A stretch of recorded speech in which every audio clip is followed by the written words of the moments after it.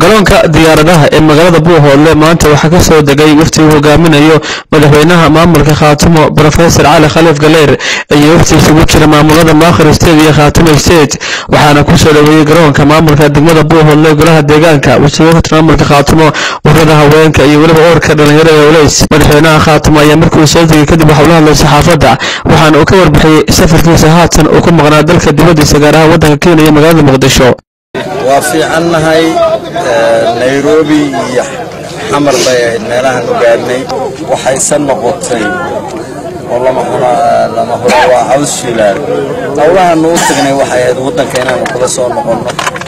حمر كل صور نقولنا دول كلفتي سنة نقول صور نقولنا حمر هدي عنو نمينا وقت من المستوى نقول راضي لكن هؤلاء أن لقصوا دمان كريم بانوي لي meel fiican bay nooga degaysaa hawshana waa la qaybsaday madaxda iyo mas'uuliyiinta qaranka iyo haddaan nahay Maakhir iyo Khaatumo innaka dad ahaan dadka dhulkan degan waxa hawsheenu ay tahay deefeere iga garamaaha nin walba gacmihiisu biyo kaga dhargaa maamulada kale darisyada aynu leenahay malaha maamulada waddanka ka jira ee la dhisay ama la dhisaya dariskiyadan aynu leenahay ee inagula jira qaska iyo fidmada iyo anaaba dhul kale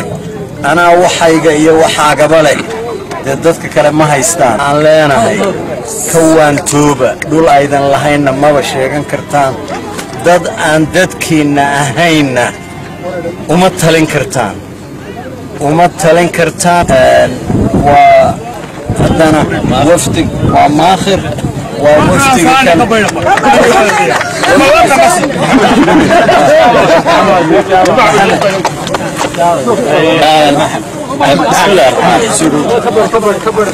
waxaan idin oranaynaa ma jiro waa wada hadlaynaa waa idin nabi waxaan idin kulli min waxa idin wada hadallo laakiin hadda erayga kala idin oranaya wax weeyaan sida qiimaha badan oo aad noo soo dhaweysanaad erkaan noo mariseen boqolkiiba boqol baa ku mahadsantihiin